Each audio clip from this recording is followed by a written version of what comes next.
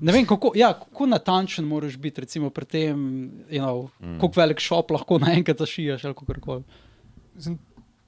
Kako misliš, da je to? Mislim, tukaj, ko imaš recimo na tej glavi, ti imaš ločen del, ta del verjetno ni del celotne glave, to si posebej gor našil, ta sredinski kožuh.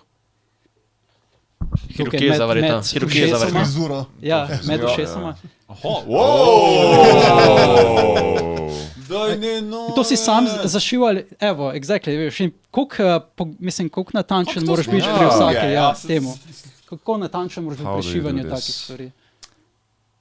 Misliš, ko šivaš delaš skap? Ja. Nač, vzameš peno, oblimaš, pa ob tem, ko oblimaš, vzameš nek navaden papir, pa ta vse peren pieces daš gor, obrišeš si, označaš kaj je in režeš material, pa zašiješ skap. A preden je tako zašit v, ne vem, kakšnekoli oblike, je to samo en del krzna, ki ga potem recimo iz več delov. Iz več delov. Ne moreš iz enega. Zaradi tega, ti, ko režeš krzno ima vedno, ko gre po eni strani, oziroma letence, ko šibajo dlake. Pol, če hočeš, da je res, kako bi rekel, dlaka mora biti prav obrnjena. Na ta način. Ne moreš eno gor, drugo pa nadol. Delov je, naprimer, jaz kar hočem reči, ne predstavljam si, ali je to pač ful velik kos krzna, ali je to samo mini dlakica, ki jo potem zašiješ gor in potem mini dlakice, ki jih šiješ gor, razumeš? Ne šiješ ti dlakice gor. Kupaš jard, že prav, pa sem zrežeš na material. Že, ampak koliko delov je, naprimer, koliko pečev? In kako zakriješ, mogoče, da se ne videš, recimo. Če je dolga dlaka, vse se skrije. Po domače rečeno. Ampak koliko kosov si moral, naprimer, izrezati, da si klele sem, po temu sem rabil po 2 dela rezati. Lahko bi iz enega dela, sem veš, bi ene dlake tako gledal, druge bi pa sem. Zaradi tega sem pa iz več delov šel delati, zaradi tega, da vse gre lepo v špico. Tem fora. Mislim, ti je kdo pomagal pri tem? Si dobil kak know-how iz koga, ki je že delal kak frasuter? Ne, fora je, prej sem se jaz lotil tega delati. Sem si lepo vzel kakšne 2-3 tedne cajta, šel na internet, gledati tutorials, pa vse to, pa pridobival informacije, pa sem se pa počasi lotil delati tega. Ker ne moreš ti AeroBlue kar začeti delati, brez kakšnega info. In ta kožuh je drugačen seveda od te, kar je na glavi, a ne? Ta glava pa ušesa, vsi imajo drugačen, bi rekel, tip kožuha. Kako bi rekel, je to sploh ta ušesa? To je drugačen fabric, right? Ne, same fabric, sem da sem pač obstrigel. Res? Je pa res, da tudi prodajajo posebej tako pobrite, nisem imel še takrat na voljo. Pa spet eno laično vprašanje, to je pač vse ročno šivano, ne? Jaz delam vse ročno šivanje, kar se tiče tega, edin par stvari mogoče dam čez trojka spet. Ne moreš iti po noči šivati, te bojo sosedi ubili. Ja, in tekmovalci je rekel, jaz sem delal 4 mesece, recimo, koliko te pozame nekaj tazga, da se staviš mogoče samo glavo? Sam glavo, jaz osebno, ker to sem hobi, ker še vedno imam svoj šiht, rabim mogoče od 2 do 4 mesece v easy. Ampak to spet... V urah je to pa kaj, čez 200 ur. Kaj se pravi po šihtu 4 ure? 4 ure do 7.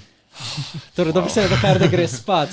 Grejo v službo. Kar najkrat tu na cena peče s Jurjo, gotoviš, da ni toliko beda, ne? Potem, ko zračunaš ceno postavko na uro, it's actually really cheap, plus material. Imaš pa tudi kakšen, kar lahko v enem dnevu naredi, a pa v tednu. Mislim, v enem dnevu ne, ampak v enem tednu lahko tudi naredi, celega. No sleep. Ampak to so profesionalni verjetno, ne? To so tudi profesionalni, ja. To so full time verjetno. Pa kaj jim je to prav job, pa delajo full time. Mene še zanima, kako si pa to naredil, ker ti dizajni tu vmes, to je šivano posebej, ali to je pač že narejeno, ker prav se ne vidi tistega transitiona iz belega na sivo. Govorimo tole ali tole?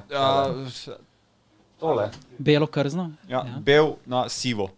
Ja, to sem moral posebej vse zrezati pa zašiti. Ne gre. Dejansko pač skupaj šivati. Meni je fascinantno, kako je dobro skrito. Vsi šivi so super skriti in se ne vidi. That's the point. Prav zgleda, kot da je ena zadeva.